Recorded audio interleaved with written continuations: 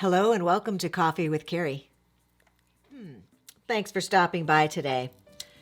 Some people are addicted to the drama of the ups and downs of a very volatile relationship, and it can keep people in a relationship much longer than they would be for anyone who didn't find some type of reward in that situation. We don't stick around in something where we're not getting something for that is common theory.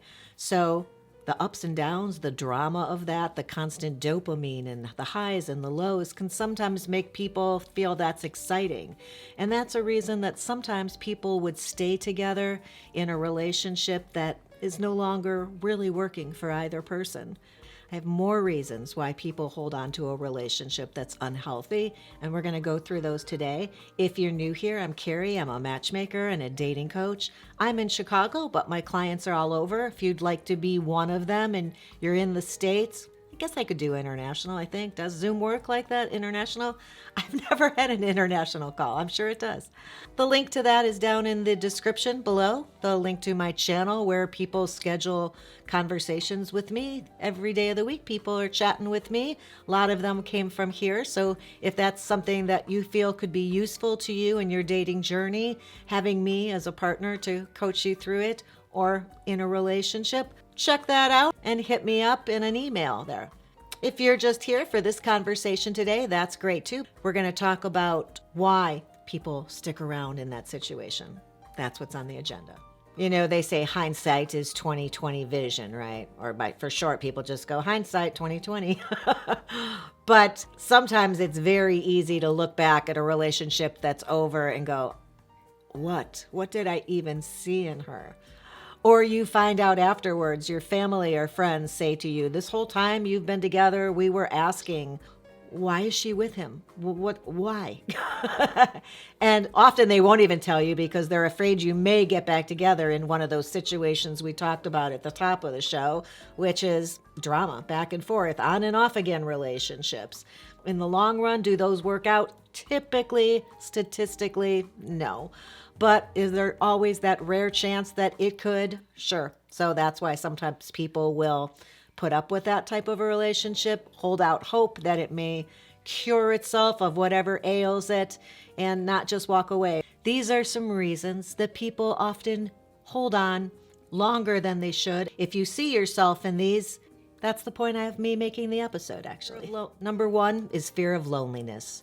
If a relationship is occasionally bad or somewhat damaged or unhealthy, sometimes people think that's a decent trade-off for the fact that they would, on the other hand, be alone. But I'm here to remind you that you can be in a partnership, have a relationship, be with a person, and also be alone and lonely. So not a good trade-off in my estimation. Nothing wrong with being alone or starting over or taking some time for yourself before you find somebody that you can build something with that is healthy. Number two is they feel that they can't give up after all this time and the work that they've invested and poured into this relationship. And interestingly, the longer that people are in a relationship and the longer they've worked at it, the harder it is for them to walk away. And it makes good sense, right? It's about investment. It's an investment of time and energy. The longer you're in it, the harder it is to let go.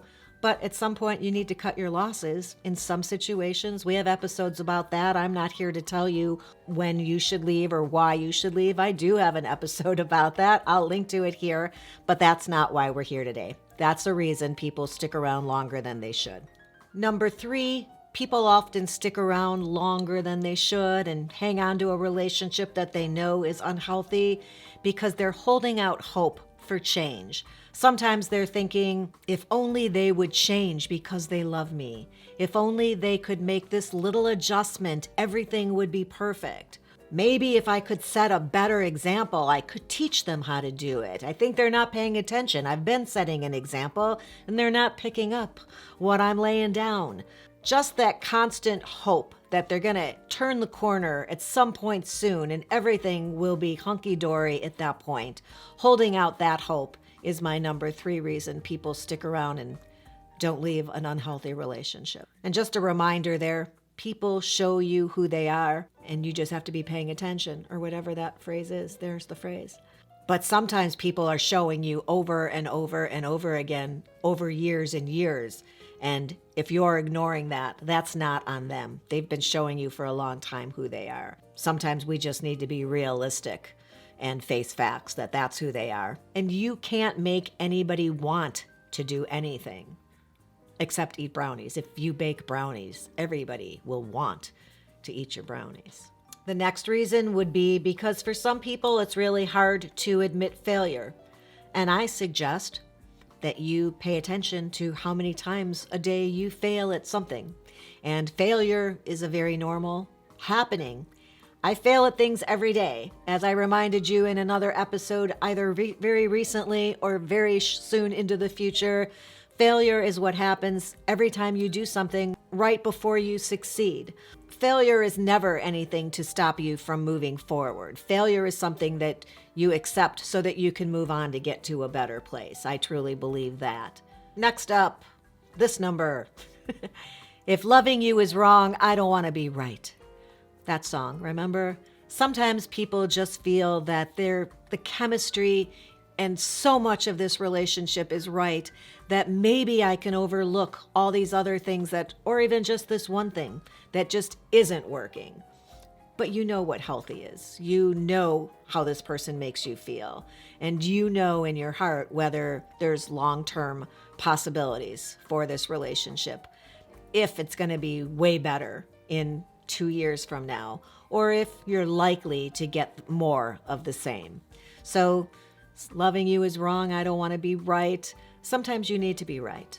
The next reason people stick around longer than they should in an unhealthy relationship is that they feel that they're never going to find anybody like this person. And that's the point. Hopefully you never find anyone else exactly like this person. Because if this is unhealthy, you deserve better than this person. There's always going to be parts of someone that you've been with for some time that you will care about, think back on fondly. Don't focus on those things when you move on. You can't sit and contemplate all their finer qualities. You've got to remember the ones that allowed you to move on. They've got to be front and center in your mind as you work your way through the stages of grief. But you are not ever going to find anybody just like this person. But with a little luck, some hard work, and continuing to put yourself out there, you'll find somebody who's even better suited for you. Next up would be that your attachment style is that of anxious attachment, which would look a little something like it has to be hard to get in order for you to think it has value. So it's hard to walk away when you're continually working towards something and you believe it's supposed to be difficult. If it was easy, either you wouldn't want it or that's not what real love is. Does that make sense? The final reason people have a hard time letting go and moving on is that they're either being abused mentally, physically, emotionally, or they're being gaslit, or they're being threatened that they or somebody they love is in danger if they leave or walk away. And those are the hardest ones to walk away from because, of course, that's very scary. And the way out of that is to not do it on your own, but to quickly get support. Share with people who care about you or somebody that you can find that you can trust to help you remove yourself from a situation that isn't safe for you in any way. Often people who are struggling the most with the most unhealthy relationships have the very hardest time leaving because they're afraid. So it's understandable, but there is a way out, and you just have to take a couple extra steps to find your way out the door to safety and the future that you deserve.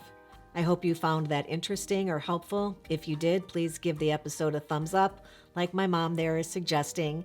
And I hope you'll subscribe to the channel for more conversations about dating and relationships. The ring bell lets you know every time a new episode goes live. And I will look forward to having you back here again very soon. Thanks for being here today. And until next time, have a good one. So, fear of loneliness.